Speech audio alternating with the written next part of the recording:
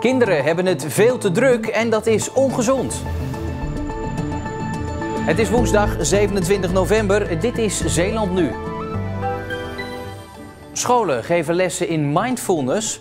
Albert Dijkstra nog 1 keer op het strand. En ondernemers verwachten de drukste dag van het jaar. Dames en heren, goedenavond. Kinderen groeien steeds vaker op met stress. Uit onderzoek blijkt dat 1 op de 4 kinderen lichamelijke klachten heeft. En dat meestal veroorzaakt wordt door stress. En ze hebben het ook wel erg druk. Ik heb het druk met sporten, met vriendinnen. Ik heb het heel vaak druk met huiswerk. Vooral met atletiek, gitaar, voltige en turnen. Voetbal moet ik wel 2 keer in de week trainen. Heel veel dingen van school, zoals toetsen. En heel veel op mijn telefoon. Hond verzorgen, voetbal en karate. En ik doe bootcamp met mijn nichtje. Mijn poes en mijn konijnen. Met viool. Ik heb ook een telefoon en daardoor zit ik ook best wel veel op. Volgens Emergus Preventie zijn er overduidelijke signalen dat steeds meer kinderen last hebben van spanning en stress. En dat ook de mate van stress per kind is toegenomen. De veranderende maatschappij is volgens preventiewerker Karin Dek de oorzaak. Pakweg 30 jaar geleden waren er meer kinderen gewoon na school thuis. Hè. Moeder was vaker thuis. Er waren meer rustmomenten, meer ontspanningsmomenten. En tegenwoordig wordt er van kinderen toch wel veel gevraagd. Ten opzichte van social media, maar ook bijvoorbeeld 2 of 3 dagen nog na school naar de BSO. En het is best een druk leven. Op school moet er natuurlijk meer. Ik merk gewoon, in die 20 jaar zijn de doelen echt wel naar boven bijgesteld. En dat merk je in toetsen. Maar ik merk ook bijvoorbeeld na een weekend dat kinderen op school komen en eigenlijk moe zijn van de activiteiten die ze in een weekend moeten doen. Of moeten doen met hun ouders, dat de agenda's best vol zitten. Sinds een aantal jaar wordt er in Zeeland op verschillende basisscholen mindfulness gegeven aan kinderen. Zoals bijvoorbeeld op het Klinket in Koudekerke. Het geeft kinderen een hulpmiddel om beter om te gaan met spanning en stress. Wij geven hier op school, noemen we het aandachtslessen.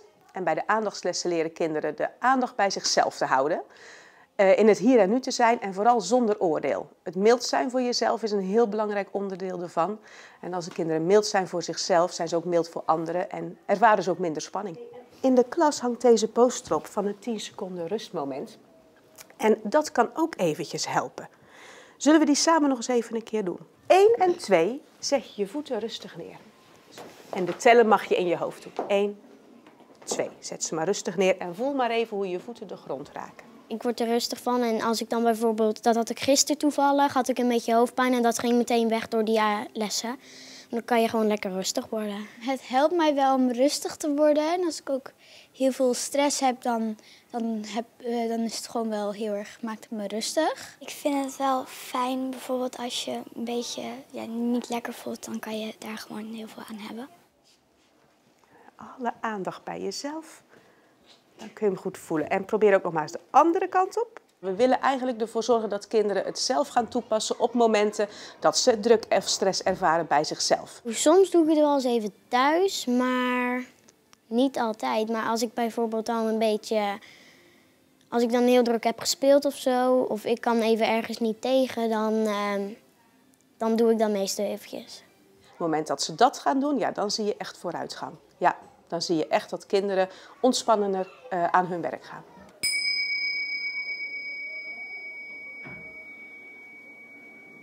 Dan mag je nog eens een keer rustig in en helemaal uit. En 1, 2, 3, 4 uit.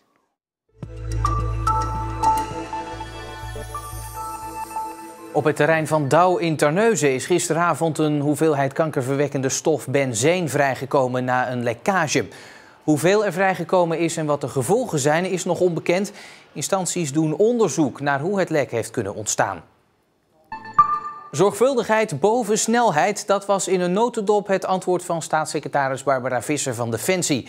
Ze kreeg vragen van Kamerleden om spoed te maken met de bouw van de Marinierskazerne in Vlissingen.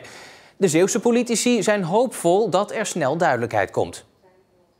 We hebben nu de indruk dat er in december, laten we hopen voor de feestdagen, dat er nog helderheid komt over wat er bedacht wordt in zaken de fit-for-purpose kazerne. De staatssecretaris zegt wel, zorgvuldigheid gaat wat mij betreft boven snelheid. Dat snap ik dat de staatssecretaris dat zegt, maar ja, zorgvuldigheid kan soms ook erg lang duren.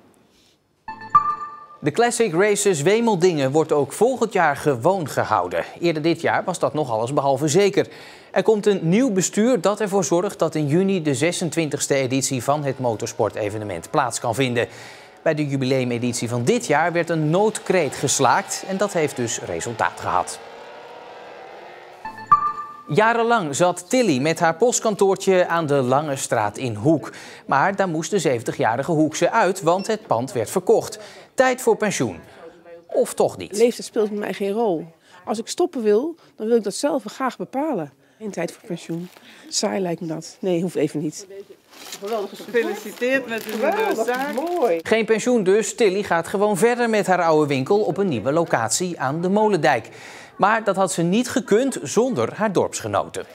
Het is wel Hoekjaar. Mensen staan voor elkaar. Een aantal maanden geleden viel al mijn bier op de grond. Het was 1 tsunami van bier. En de ene buurvrouw die kwam dweilen. Nummer 2 kwam koeken brengen. Nummer 3 kwam het troosten. Nummer 4. Dat is Hoek. Ja. En als dat gebeurt, dan wil je ook gewoon niet stoppen. En het CBS heeft de gemiddelde lengte van mannen en vrouwen in onze provincie gepubliceerd. Vrouwen zijn gemiddeld 1,67 meter, mannen 1,80 meter. Daarmee zijn we net iets kleiner dan gemiddeld, maar ja, dat is natuurlijk ook maar een gemiddelde. Ik ben 1,70, dus ik zit erboven. Ik weet niet, langer is altijd handiger, weet je. Je hebt meer te zeggen, je wordt ook ouder geschat. Ja, ik vind het wel praktisch. Je kan me overal beter bij en zo. Ja, ik ben 1,79, dat klopt. Ja.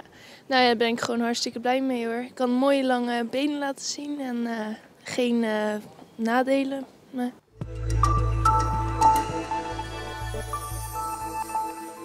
Het nieuws kwam afgelopen februari heel hard aan bij Albert Dijkstra. Toen bekend werd dat hij na 32 jaar aan de kant werd gezet als strandbeheerder door de gemeente Vlissingen.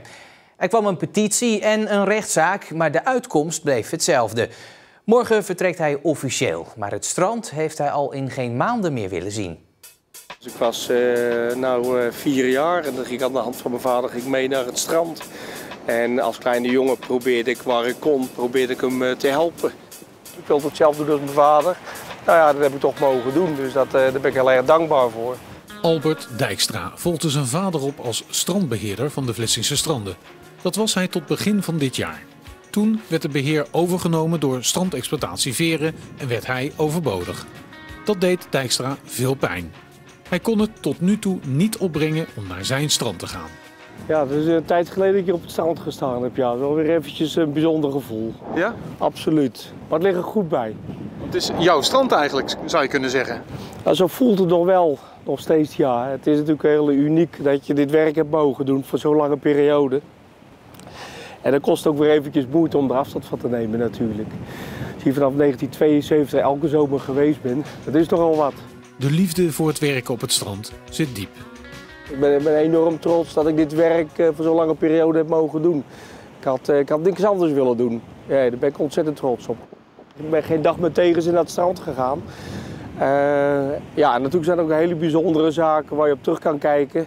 Een van de leukste dingen was er wel de Rescue Vlissingen. Daar zijn we toen in begonnen, omdat 1998 was gelijk een groot succes. En ik ben blij dat het evenement nog steeds bestaat. Dit beeld van Dijkstra zullen we dus niet meer zien op de Vlissingse stranden. Voor nu heb ik zoiets van, ik ben heel blij dat ik het heb mogen doen. En ik heb een bijzonder mooie momenten aan beleefd. En nog steeds dankbare herinneringen en contacten. Dus wat dat betreft ben ik nu in de gelegenheid om mij volledig te storten op mijn eigen onderneming. Wat ook met hulpverlening te maken heeft. En daar ga ik met volle energie weer mee verder. Maar ik vind het ook wel heel mooi om weer eventjes terug te zijn hier zo. En even te kijken hoe het er allemaal bij ligt. Dus, en die frisse zeelucht, dat is altijd goed voor je. Hè?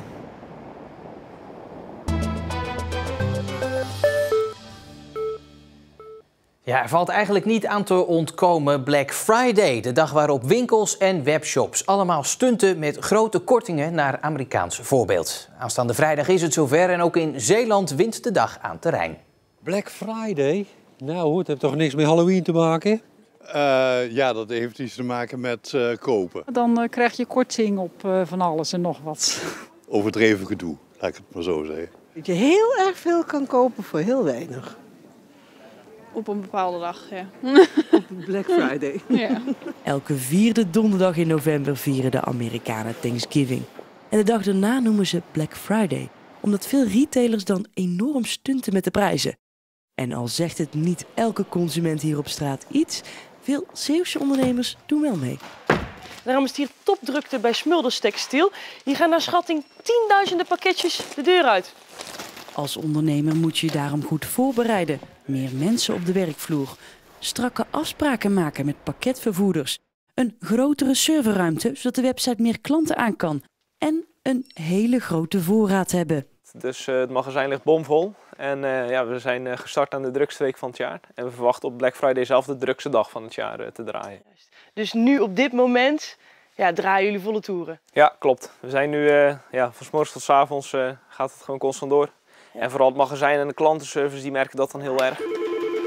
Vorig jaar op Black Friday verbrak dit bedrijf alle records. En deze vrijdag wordt hier in Capelle een nog grotere omzet verwacht. Dit omdat het bedrijf en het online shoppen aan zich groeiende is. Maar een andere belangrijke reden is de groeiende populariteit van Black Friday.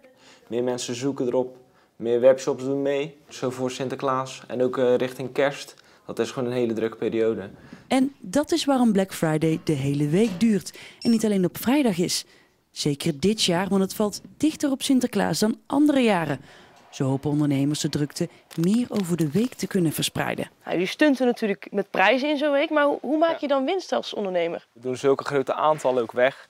Dat kunnen we ook heel groot weer inkopen. En mensen die naar de shop komen omdat ze zien dat wij meedoen aan Black Friday, die kopen soms ook een product wat niet is afgeprijsd.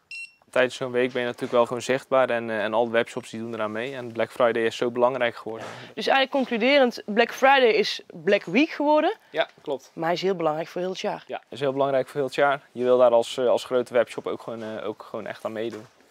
Maar de vraag blijft natuurlijk of een consument op zo'n dag te verleiden is. Ja, hoe minder hoe beter natuurlijk, hè? Dat is Amerika en dat moeten hun lekker doen. Nee, wij doen er niet aan mee. Extra korting is altijd leuk. Ik ben er zelf helemaal niet van gediend, van dit soort opdringerige reclame.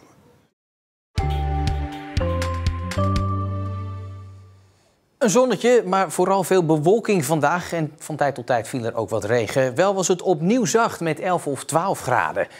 Morgen dan is het eerst grijs en buiig. In de loop van de middag wordt het droger. Mogelijk breekt dan opnieuw de zon even door. De wind draait naar een westelijke richting en blijft stevig doorwaaien. Zometeen kunt u kijken naar de tweede aflevering van Nieuwe Zeeuwen met de vraag hoe je het eigenlijk als vluchteling redt in onze provincie. Hé baba, حبيبتي كيفك؟